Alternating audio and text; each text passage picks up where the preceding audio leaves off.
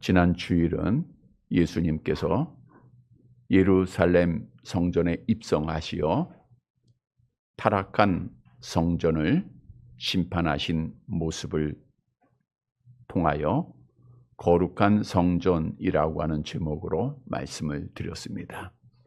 성전이라 하면 먼저는 건물로 보이는 예배당의 개념이고, 또한 하나님의 은혜로 예수를 믿는 모든 사람들이 성령이 거하시는 성전입니다. 그런데 이 성전이 거룩하지 아니하고 타락하면 하나님 앞에 반드시 심판을 받게 된다는 것입니다.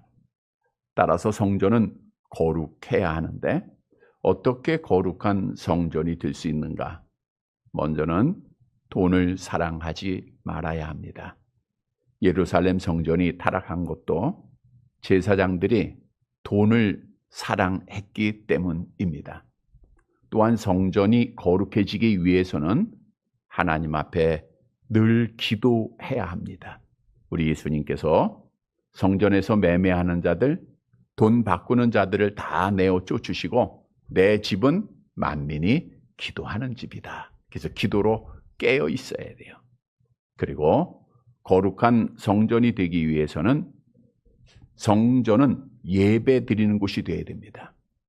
너희 몸을 하나님이 기뻐하시는 거룩한 산 제물로 드리라 말씀하셨고, 우리 주님은 예배를 받으시는 분이십니다. 따라서 주신 말씀을 다시 기억하여 우리 거룩한 성전 되어서 하나님께 영광을 돌리고 마지막까지 믿음 지켜서 하나님 앞에 복받는 사랑하는 성도들이 되시기를 다시 한번 주님의 이름으로 간절히 바랍니다. 여러분, 믿음이라고 하는 것은 어떤 사람이나 신을 신뢰하는 것을 의미합니다. 그런데 기독교의 믿음에도 올바른 믿음이 있고 잘못된 믿음이 있습니다. 잘못된 믿음이란 현세적인 믿음으로 나의 욕구를 충족하기 위해서 세속적인 목적을 위해서 믿음을 갖는 겁니다. 그래서 그것을 우리가 현세적인 믿음이라 합니다. 예를 들어보면 선거철에 그 선거의 좋은 결과를 위해서 교회에 등록을 하고 믿음을 갖는 행위, 또 시험을 앞두고 그 시험에 합격하기 위해서 교회를 찾는 것, 병든 자가 병 고치기 위해서 하나님을 찾는 것, 사업하는 자가 사업을 잘 되기 위해서 돈을 벌기 위해서 교회에 다니는 것, 이 모든 것들은 현세적인 믿음입니다. 물론 우리는 연약한 육신을 가지고 있기에 아픈 자가 신을 찾고 가난한 자가 부자가 되고 좋은 성적을 거두기 원하는 것은 누구나가 가질 수 있는 믿음입니다. 그러나 그것이 믿음의 목적이 돼서는 안 된다는 거예요. 왜냐하면 현세적인 믿음을 가진 자들은 결국 믿음을 마지막까지 지키지 못하기 때문입니다. 언젠가 새벽 기도에 나오지 아니한 한 집사님이 새벽 기도회를 나오기 시작을 했어요. 하루 이틀 계속해서 나오시는데 한 3개월여 동안 한 번도 빠지지 않고 새벽에 나오는 거예요. 그리고 한순간 그 다음날부터는 새벽 기도를 안 나와요. 그래서 나중에 알고 보니까 그 딸의 대학 입시 100일 전에 새벽 기도를 드린 거예요. 마치 불교에서 100일 기도하듯이 하나님 앞에 나와서 그 딸의 입학을 위해서 좋은 시험 성적을 위해서 100일 동안 열심히 새벽 기도한 겁니다. 그런데 이렇게 세속적인 목적을 가지고 기도하고 예배한 자들은 끝까지 할 수가 없어요. 왜냐하면 내가 기도를 열심히 했는데 그 기도가 응답이 안 돼요. 기도대로 안 됩니다. 그러면 내가 신앙한 하나님이 나와 함께 하지 않고 하나님이 힘이 없고 하나님이 능력이 없다 여길 것이고 하나님을 버리게 될 거 아니에요? 뿐만 아니라 이루어졌다고 생각해 보세요. 그러면 목적이 끝난 거예요. 좋은 성적 받아서 대학에 들어갔다. 그러면 더 이상 기도할 필요가 없잖아요. 그래서 현세적인 믿음을 가지고 있으면 결국 잘 되든 못 되든 우리가 믿음을 지킬 수 없다라고 하는 사실입니다.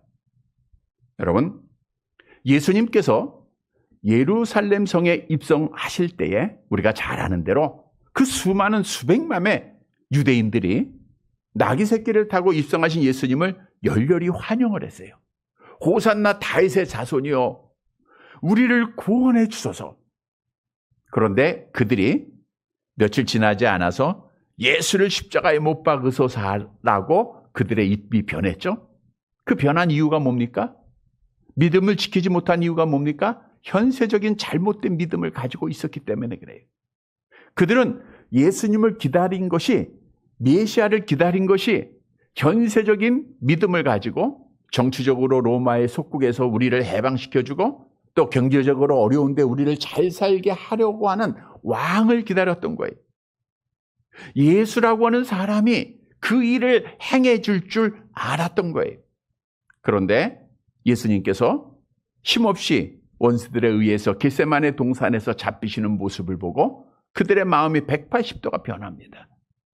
이처럼 우리가 잘못된 믿음을 가지고 있으면 절대로 믿음을 못 지켜요. 여러분, 우리 주위에도 이러한 잘못된 믿음을 통해서 작은 고난 앞에서도 또 자기의 뜻대로 되지 않았다고 하나님의 살아계심을 부인하고 역사하심을 부인하고 교회를 떠나고 하나님을 떠난 자들이 너무나도 많이 있다라고 하는 사실입니다. 그래서 우리가 마지막까지 믿음을 지키기 위해서는 바른 믿음 가져야 합니다. 진짜 믿음 가져야 돼요. 오늘 본문의 말씀은 예수님께서 성전을 청결하신 후 그 다음 날 무화과 나무를 저주하신 잘 아는 말씀입니다. 이 말씀을 통해서 예수님은 믿음이 뭔가, 진짜 믿음이 뭔가를 우리에게 교훈해 주고 있습니다. 따라서 오늘 말씀을 통해서 내 믿음이 정말 하나님 보시기에 바른 진짜 믿음이 되어서 우리가 어떤 박해가 있고 어떤 시련이 있어도 우리가 낙심하지 말고 마지막까지 믿음 잘 지켜서 우리 하나님 앞에 복받는 사랑하는 성도들이 되시기를 간절히 바랍니다. 첫째 대지로 진짜 믿음은 열매가 있다라고 하는 거예요. 열매 맺는 믿음이 진짜 믿음입니다. 본문 18절 말씀 함께 보도록 하겠습니다. 온전한 삶 주보 따라가시거나 앞에 화면 보시면 됩니다. 같이 봅니다. 이른 아침에 성으로 들어오실 때에 시장한지라. 이른 아침이란 오전 한 6시경을 의미하고 있는데 예수님께서 성전을 청결하신 후 베다니에서 밤을 보내십니다. 그런데 어떤 집에 들어가서 음식을 대접받으시고 거하신 것이 아니라 노천에 계시다가 아침 일찍이 예루살렘으로 다시 오시니까 당연히 시장길을 느끼셨겠죠. 그래서 무화과 나무를 찾아가게 됩니다. 본문 19절 함께 봅니다. 길가에서 한 무화과 나무를 보시고 그리로 가서 잎사귀 밖에 아무것도 찾지 못하시고 나무에게 이르시되 이제부터 영원토록 내가 열매를 맺지 못하리라 하시니 무화과 나무가 곧 마른지라. 예수님께서 열매를 기대하시고 무화과 나무에게 갔는데 그 무화과 나무에는 잎만 무성하고 열매가 없었어요. 그래서 예수님께서 저주하십니다. 이제부터 영원토록 내가 열매를 맺지 못하리라. 그랬더니 무화과 나무가 어떻게 됐어요? 곧 말랐더라. 하나님의 심판, 저주가 신속하게 이루어졌다는 거예요. 다시 말하면 잎만 무성하고 겉으로 보기에는 풍성한 나무인데 열매가 없는 나무는 하나님 앞에 저주의 심판을 받게 된다는 거예요. 자, 그러면 잎만 무성한 열매가 없는 무화과 나무는 누구를 의미하고 있습니까? 당시에 종교 지도자들, 서기관, 바리새인, 제사장들을 의미하고 있어요. 다시 말하면 이들은 겉으로는 잎사귀가 무성한 것처럼 신앙이 아주 좋은 것, 정말 하나님을 잘 섬기는 것처럼 사람들에게 보이지만 결국에는 가짜 믿음, 열매가 없는 믿음이라는 거예요.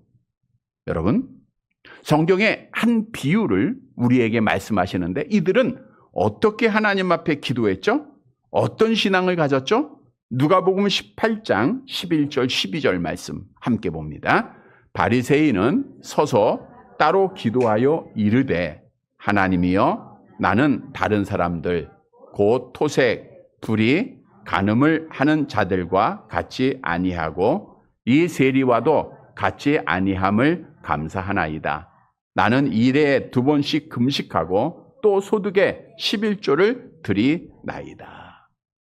입만 무성한 자들은 기도할 때도 외식합니다. 저들이 따로 서서 사람들 보는 앞에서 크게 자기를 자랑하며, 그러니까 사람들 앞에서는 인정을 받아요. 야, 정말 신앙 좋다. 정말 열심히 한다. 뿐만 아니라 입만 무성한 무화과 나무는 성경에 대해서 너무너무 잘합니다. 이들은 구약 성경에 박식한 지식을 가지고 있죠. 그래서 백성들을 가르치고 성경을 많이 암송했던 자들이에요. 그런데 중요한 것은 구약에 약속된 메시아로 예수께서 이 땅에 오셨음에도 이들은 믿었어요? 안 믿었어요? 안 믿은 거예요. 아주 큰 죄죠. 따라서 겉만 풍성하고 잎사귀만 무성한 자들, 즉 열매가 없는, 행위가 없고 믿음이 없는 자들은 하나님 앞에 마지막 날 저주의 심판을 받게 된다는 거예요. 따라서 오늘 본문에서 우리에게 주는 교훈은 입만 무성한 자들, 말만 많은 자들은 가짜 믿음이라. 바꿔 얘기하면 행동, 즉 결실이 있어야 된다는 거예요. 열매가 있어야 된다는 거예요. 그런데 여러분, 중요한 사실은 오늘날 우리가 교회 안에 있는 많은 사람들 가운데 입만 그 풍성한 것처럼 겉으로 보기에는 풍성한 나무로 보이는데 열매가 없는 자들이 있다는 거예요. 물론 모태신앙 중요합니다.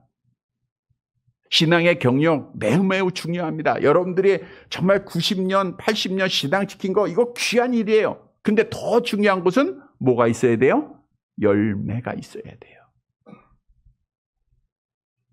우리가 목사가 되고 장로가 되고 권사가 되는 것도 자랑할 만한 직분입니다. 그러나 그보다 앞서서 있어야 될 것은 열매입니다. 내가 성경을 많이 읽고 기도를 열심히 하고, 그러나 그보다 앞서야 될 것은 열매라고 하는 사실입니다. 여러분, 성경도 열매가 없는 것은 가짜 믿음이다라고 우리에게 말하고 있죠. 야고보서 2장 26절 암송합니다. 영혼 없는 몸이 죽은 것 같이 행함이 없는 믿음은 죽은 것이니라. 행함이 없는 믿음, 열매가 없는 믿음은 가짜다라는 거예요. 그래서 우리 예수님께서도 이 열매가 없는 입만 무성한 이 바리새인과 서기관들을 향하여 뭐라고 저주하셨죠? 우리 마태복음 23장 13절 함께 봅니다. 화 있을진저 외식하는 서기관들과 바리새인들이여, 너희는 천국 문을 사람들 앞에서 닫고 너희도 들어가지 않고 들어가려 하는 자도 들어가지 못하게 하는도다. 화 있을진저 그랬어요. 그래서 천국 문에 못 들어간다는 거예요. 여러분, 천국 못 가면 지옥 간다는 얘기 아닙니까? 그래서 우리는 진짜 믿음을 가진 자들은 뭐가 있어야 돼요? 열매를 맺어야 돼요. 그러면 어떤 열매를 맺어야 되죠? 먼저는 전도의 열매를 맺어야 합니다. 성경은 전도의 결실을 열매로 말씀하고 있는데 사도 바울의 말씀이죠. 로마서 16장 5절 함께 봅니다. 내가 사랑하는 에베네도에게 문안하라. 그는 아시아에서 그리스도께 처음 맺은 열매였다. 이렇게 말하고 있어요. 그러니까 사도 바울은 전도의 열매를 맺은 자예요. 여러분, 사도 바울은 어떤 마음을 가지고 전도의 열매를 맺었죠? 로마서 9장 3절 함께 봅니다.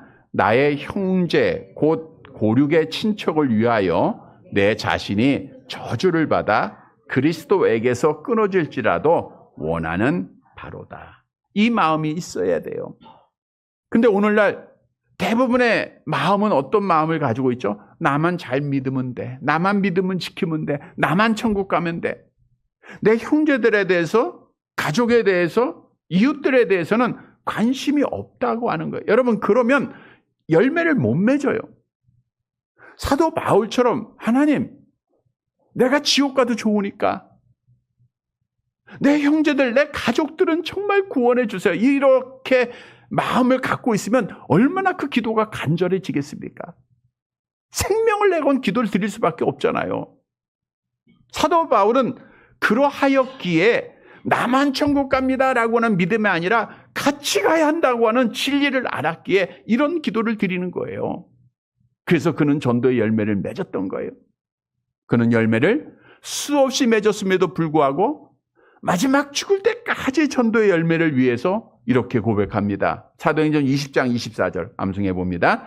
내가 달려갈 길과 주 예수께 받은 사명 곧 하나님의 은혜의 복음을 증언하는 일을 마치려 하면은 나의 생명을 조금도 귀한 것으로 여기지 아니하노라. 그 말씀 잘 보세요.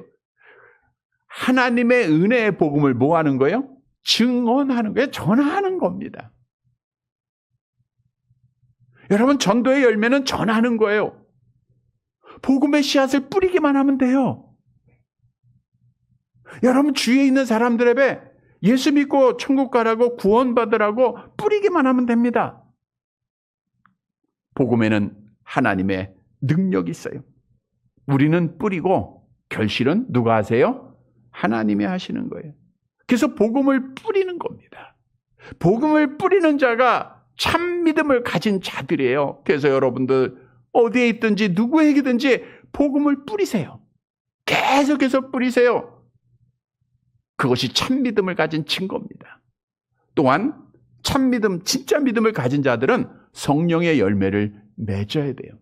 우리가 잘 아는 대로 그리스도 안에 있으면 새로운 피조물이라 말한 것처럼 예수 안에 있는 자들에게는 두 마음이 있다 그랬죠? 옛사람과 새사람, 성령의 사람과 악한 영의 사람입니다. 지금 여러분 안에는 두 마음이 있어요. 성령의 사람은 하나님을 찾고 악한 영의 사람은 세상을 찾습니다.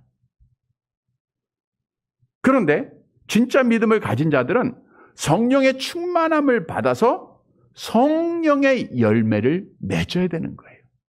성령의 충만함을 받으면 성경은 당연히 성령의 9가지의 열매를 맺을 것을 우리에게 분명히 말씀하고 있죠. 갈라디아서 5장 22절 23절 암송합니다. 오직 성령의 열매는 사랑과 희락과 화평과 오래 참음과 자비와 양성과 충성과 온유와 절제니 이 같은 것을 금지할 법이 없느니. 그 이 같은 것을 금지할 법이 없다고 하는 것은 성령으로 충만하면 그냥 열매가 맺어진다는 거예요. 여러분, 내가 이 열매를 지금 맺고 있는가 한번 잘 생각해 보세요. 사랑, 정말 사랑하고 있는가? 우리 기독교는 사랑의 종교예요. 또 서로 사랑하라, 사랑으로 하나 되라 라고 수없이 설교하고 말씀 보고 있는 종교입니다.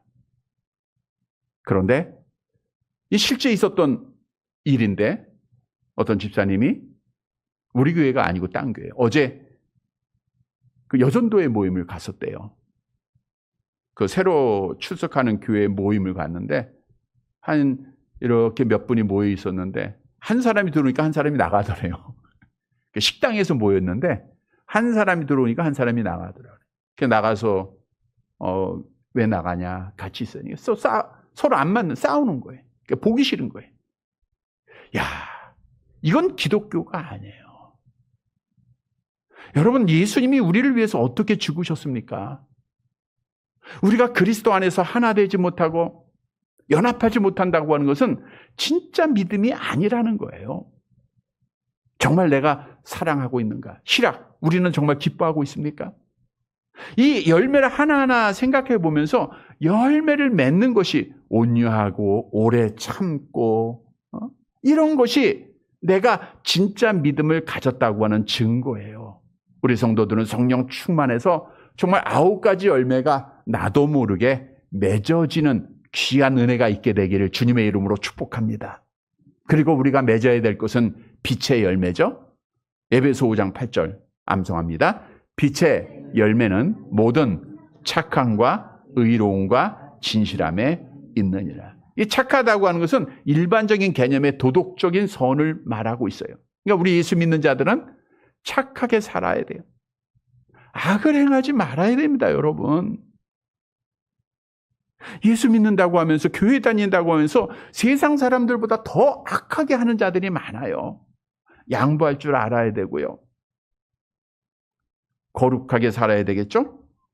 의롭게 살아야 되겠죠? 의로우고 하는 것은 하나님의 공의를 만족시키는 삶이에요. 말씀 따라 사는 거예요. 그리고 진실한 겁니다. 솔직하고 거짓이 없어야 돼요. 근데 믿는다고 하면서 거짓말을 밥 먹듯이 하는, 거짓을 죄로 여기지 않는 자들이 얼마나 많습니까? 그러니까 복음이 막혀지는 거예요. 가짜 믿음을 가진 자들 때문에 하나님의 영광이 가려지고 있는 거예요. 여러분, 성경은 참 열매를 맺는 자가 진짜 믿음이다, 하나님의 제자다라고 우리에게 말씀하고 있어요. 요한복음 15장 8절 함께 봅니다. 너희가 과실을 많이 맺으면 내 아버지께서 영광을 받으실 것이요 너희가 내 제자가 되리라 그랬어요. 열매를 맺어야 하나님의 영광을 받으시고 우리가 하나님의 자녀로서 진짜 제자가 되는 거예요.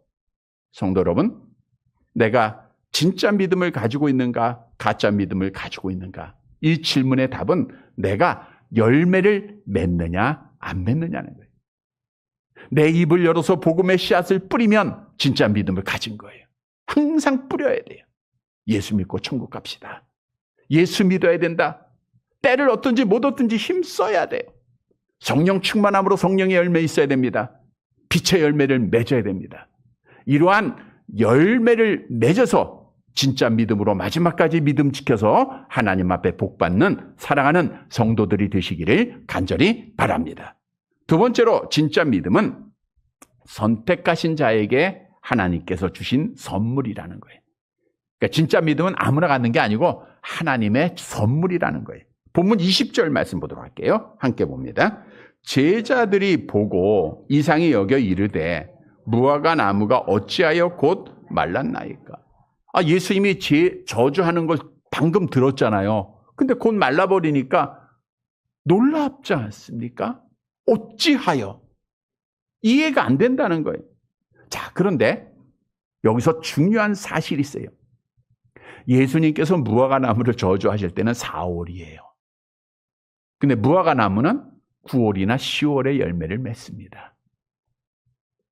그럼 예수님은 무화과 나무에게 가시면서 물론 시장하시고 열매를 기대하셨 마음도 있었지만 열매가 없다는 걸 아셨어요? 몰랐어요? 아신 거예요. 아시면서도 가셨고 그걸 확인하시고 저주하시고 마르게 하신 겁니다. 마가복음 11장 13절에 나와 있죠. 함께 봅니다. 멀리서 잎사귀 있는 한 무화과 나무를 보시고 혹 그 나무에 무엇이 있을까 하여 가셨더니 가서 보신즉 잎사귀 외에 아무것도 없더라. 이는 무화과의 때가 아님이라. 겨울에 여름 과실을 찾는 거예요. 물론 지금은 이제 항상 사시사철 아무 과일이나 먹을 수 있지만 겨울 때 여름 과실 찾는 것 불가능한 일이죠. 자, 그런데 여기서 잘 보세요. 왜 예수님께서는 열매가 없는 것을 아시면서도 열매를 구하셨고 왜 그를 저주하셨는가? 열매가 없는 것을 아셨다는 것은 지금 무화과 나무는 누구를 의미한다고요? 유대 종교 지도자들, 외식하는 자들, 가짜 믿음을 가진 자들이에요. 이들은 결국 하나님 앞에 죄 가운데 죽을 것, 심판받을 것을 아셨다는 거예요. 왜냐하면 이들은 하나님 앞에 택한지 받지 못한, 하나님 앞에 버림받은 자들이었기 때문입니다. 다시 말하면 진짜 믿음이라는 것은 아무나 다 갖는 것이 아니라 하나님께서 택하시고 사랑하는 자들만이 갖게 된다는 거예요. 여러분 보세요. 우리가 믿음을 가지고 있죠? 근데 그 믿음은 내가 공부해서 가졌습니까? 내가 열심히 노력해서 뭐 선을 쌓아서 가진 거요? 언젠가 한순간에 믿게 되는 거예요. 그 믿음을 누가 주셨다는 거예요? 하나님이 주셨다는 거예요.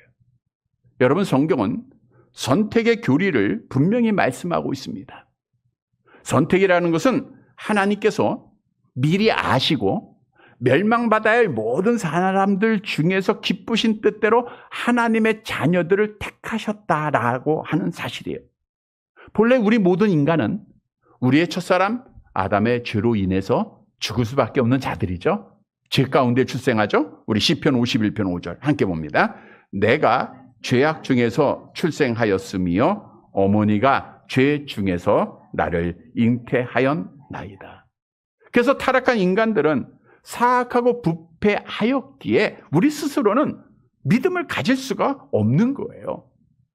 그런데 하나님은 가장 거룩하시고 가장 의로우시고 가장 선하신 분이시기에 그 멸망받아야 할 사람들 중에 하나님께서 뜻을 정하시기를 얼마는 택하고 얼마는 버리신 겁니다. 그러니까 택함 받지 못하면 버림받은 거예요. 그리고 택함 받은 자들에게 하나님께서 믿음을 주시는 거예요. 여러분, 성경도 하나님의 선택이 있음을 우리에게 분명히 말씀해 주고 있는데 우리 시편 33편 12절 함께 봅니다.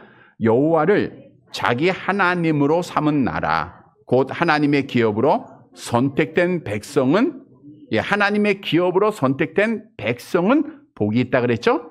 언제 선택하셨죠? 에베소 1장 4절 계속 봅니다. 곧 창세 전에 그리스도 안에서 우리를 택하자. 창세 전에 우리를 택하셨다 그랬어요. 로마서 8장 30절 계속 봅니다.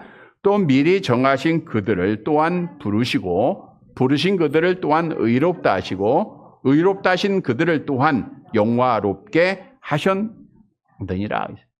정하신 그들을 부르셨다 그랬어요. 하나님의 택정하신 자들을 하나님이 불러주시는 거예요. 뿐만 아니라 사도들이 성령 충만 받아서 나가서 하나님의 복음을 막 전합니다. 수많은 사람이 모여서 듣는데 누가 믿어요? 사도행전 13장 48절 함께 봅니다. 이방인들이 듣고 기뻐하며 하나님의 말씀을 찬송하며 영생을 주시기로 뭐한 자? 작정된 자만 믿더라 그랬잖아요. 그러면 여러분, 내가 하나님의 선택을 받았다는 것을 어떻게 알 수 있는가? 우리가 구원의 서정을 보면 선택받은 자는 뭘 받게 돼 있어요? 소명을 받고, 그 다음에 중생하고 회심되고 칭의되고 양제되고 그 다음에 성화되고 견인되고 그리고 영화가 되는 거예요. 선택받은 자는 당연히 성령에 의해서 회심이라는 게 있습니다. 내 죄를 깨닫고 예수를 믿게 되는 거예요. 이 모든 일을 성령 하나님이 하세요. 우리 고린도전서 12장 3절 내려가 볼게요. 같이 봅니다. 그러므로 내가 너희에게 알리노니 하나님의 영으로 말하는 자는 누구든지 예수를 저주할 자라 하지 아니하고 또 성령으로 아니하고는 누구든지 예수를 주시라 할 수 없느니라. 성령으로 아니하고는 누구든지 예수를 믿을 수가 없어요. 참 믿음을 가질 수 없다는 거예요. 그러니까 내가 예수를 그리스도로 주로 믿고 있으면 나는 뭘 받은 거예요? 성령을 받은 거예요. 믿으시기를 바랍니다. 근데 이게 뭐예요? 내가 노력해서 얻은 것이 아니라 뭐예요? 하나님의 은혜. 그래서 진짜 믿음을 가진 사람은 하나님의 은혜를 깨닫고 감사할 줄 알아요. 여러분, 우리는 정말 하나님께로부터 가장 귀한 것, 가장 큰 것 받았어요, 이미. 그래서 그걸 늘 기억하고 진짜 믿음 가진 사람은 그래서 늘 감사하는 거예요. 범사에 감사하는 것이 하나님의 뜻이라 그랬죠. 성도 여러분, 하나님의 은혜로 내가 진짜 믿음 받은 것 확신하고 범사에 감사함으로 믿음을 지키는 사랑하는 성도들이 되시기를 간절히 바랍니다. 세 번째 마지막 대지로 진짜 믿음은 믿음의 기도를 드린다는 거예요. 우리 21절 본문 함께 봅니다. 예수께서 대답하여 이르시되 내가 진실로 너희에게 이르노니 만일 너희가 믿음이 있고 의심하지 아니하면 이 무화과 나무에게 된 이런 일만 할 뿐 아니라 이 산더러 들려 바다에 던져지라 하여도 될 것이요. 만일 너희가 믿음이 있고 의심하지 아니하면, 이것은 믿음을 계속해서 소유하고 있으면 이런 뜻이죠. 변하지 않는 믿음, 진짜 믿음을 가지고 있으면 그런 뜻입니다. 그러면 어떤 일이 일어나요? 이 산더러 들려 바다에 던지라 하여도 될 것이요. 산더러 들려 바다에 던지라 하여도 되겠다. 돼요, 안 돼요? 성경이잖아요. 돼요, 안 돼요? 예, 됩니다. 그런데 안 될 것 같아요. 예. 자, 믿음을 가진 자는, 이 뜻은 우리가 상상하기 어려운 그러한 놀라운 기적을 행하게 된다라는 뜻이에요. 우리 마태복음 17장 20절도 같은 말씀이죠. 같이 볼게요. 이르시되 너희 믿음이 작은 까닭이니라 진실로 너희에게 이르노니 만일 너희에게 믿음이 겨자씨 한 알만큼만 있어도 이 산을 명하여 여기서 저기로 옮겨지라 하면 옮겨질 것이요 또 너희가 못할 것이 없으리라. 생명력 있는 진짜 믿음만 가지고 있으면 산도 옮길 수 있다는 거예요. 이거는 불가능을 가능하게 한다라는 거예요. 다시 말하면 어떤 문제라도 생명력 있는 믿음, 진짜 믿음만 있으면 하나님 앞에 기도하면 다 이루어진다는 거예요. 본문 22절 말씀 보세요. 같이 봅니다. 너희가 기도할 때에 무엇이든지 믿고 구하는 것은 다 받으리라 하시리라. 믿으시기를 바랍니다. 너희가 기도할 때 무엇이든지 믿고 구하는 것은 다 받게 된다는 거예요. 그러니까 진짜 믿음을 가진 사람은 응답이 있어요. 기적을 경험하는 거예요. 여러분, 우리에게 주는 교훈입니다. 진짜 믿음을 가진 자는 믿음의 기도를 드려요. 믿음의 기도를 드려서 날마다 하나님 앞에 기도 응답을 경험하는 자들, 하나님의 기적을 경험하는 자들이라는 거예요. 그래서 우리는 의심하지 말아야 돼요. 야고보서 1장 6절 함께 봅니다. 오직 믿음으로 구하고 조금도 의심하지 말라. 의심하는 자는 마치 바람에 밀려 요동하는 바다 물결 같으니. 믿음으로 구하라 했어요. 여기서 믿음으로 구하라는 것은 믿음 안에서 기도하라 그 뜻이에요. 여러분 진짜 믿음을 가졌으면 우리가 믿음 안에서 기도하는 거예요. 그러면 자 보세요. 우리 기독교의 신앙, 믿음은 누구를 믿는 거예요? 예수를 믿는 거예요. 어떻게 믿어요? 예수를 그리스도로 주로 믿는 거예요. 그러니까 다시 말하면 예수를 그리스도로 하나님으로 믿는 거예요. 우리가 예수를 믿으면 예수를 하나님으로 믿으니까 하나님은 어떤 분이죠? 창조주 되시죠? 생사복을 주관하고 계시죠? 하나님은 하실 수 없는 일이 있어요? 없어요? 없잖아요. 그러니까 믿음의 기도를 드리면 불가능이 가능하게 된다니까요. 뿐만 아니라 그리스도로 믿는다는 것은 예수님이 우리의 중보자가 되신다는 거예요. 우리가 어떤 기도를 드려도 믿음으로 드리면 그 기도를 주님이 하나님 아버지께 상달시켜 준다는 거예요. 그러니까 응답이 있을 수밖에 없는 거예요. 조금도 의심하지 말라는 것은 조금도 모순된 일을 하지 말라라고 하는 뜻입니다. 우리가 잘 아는 대로 하나님 오늘 날씨 참 좋죠. 오랜만에 좀 햇빛이 나는데 햇빛을 주세요 하고 우산 가져가는 거. 하나님 비 주세요. 그리고 우산 안 가져가는 거. 이건 다 모순된 일이에요. 근데 우리가 정말 하나님을 믿으면서 기도하면서 내 행동이 어떻게 행하고 있는가를 보세요. 우리가 진짜 믿음의 기도를 드리고 있는가? 여러분, 믿음의 기도를 드린 자들은 많은 기적을 경험합니다. 우리가 이곳까지 오면서도 얼마나 놀라운 기적들을 경험했습니까? 하나하나가 다 하나님의 기적이에요. 산들이 들려져 바다에 빠진 기적 같은 거예요. 어제 지난 주간에 그 유튜브에 그런 내용이 있더라고요. 청룡사라고 하는 강원도 정선에 있는 절이래요. 근데 그 근처에서 목회하는 젊은 목사님이 그 비닐하우스에서 예배를 몇 사람이 드리는데 하나님이 그런 음성을 주시더래요. 주가 거기 찾아가서 주가 쓰시겠다라 그렇게 하네. 그래서 찾아갔대요. 예, 처음에는 이제 못 가니까 계속 하나님이 그런 마음을 주셔서 결국 처음에 찾아갔는데 그 말 못하고 두 번째 찾아간 날 그 말씀을 했대요. 주가 이 청령사를 주가 쓰시겠다라 이 말씀을 하나님이 전하라고 하셨다고 왔다고. 참 불가능한 일 아닙니까? 근데 어떻게 됐을 것 같아요? 예. 그대로 됐어요. 그대로. 그러니까 교회에는 힘이 없지만 그것이 유튜브 방송을 타니까 전 세계적으로 많은 성도들이 작게 크게 헌금들 해가지고 모아가지고 결국 그 조를 샀어요. 여러분, 믿음의 기도를 드리면 이런 기적들이 일어나는 거예요. 그것이 진짜 믿음을 가진 겁니다. 우리가 잘 아는 말씀 있죠? 그 말 못한 귀신 들린 아들을 둔 아버지가 예수님 앞에 와서 선생님, 할 수 있으면 내 아들의 병을 고쳐주세요. 그러니까 주님 뭐라 그래요? 할 수 있거든이 무슨 말이냐? 믿는 자에게는 능히 하지 못할 일이 없느니라. 이 말씀을 듣고 하나님, 주님, 나의 믿음 없는 거 용서해 주세요. 나에게 믿음을 주세요. 그 진짜 믿음으로 그랬더니 기적이 일어났잖아요. 성경도 우리에게 약속합니다. 요한복음 11장 40절. 많이 내려가 봅니다. 같이 봅니다. 예수께서 이르시되 내 말이 네가 믿으면 하나님의 영광을 보리라 하지 아니하였느니라 하시니. 마가복음 11장 24절 계속 봅니다. 그러므로 내가 너희에게 말하노니 무엇이든지 기도하고 구하는 것을 받은 줄로 믿으라. 그리하면 너희에게 그대로 되리라. 이 말씀 그대로 여러분의 삶에, 여러분의 기도에 응답되기를 축복합니다. 믿으면 된다는 거예요. 성도 여러분, 진짜 믿음을 가진 자들은 믿음의 기도를 드립니다. 하나님을 절대적으로 신뢰합니다. 그리고 응답을 경험합니다. 기적을 경험합니다.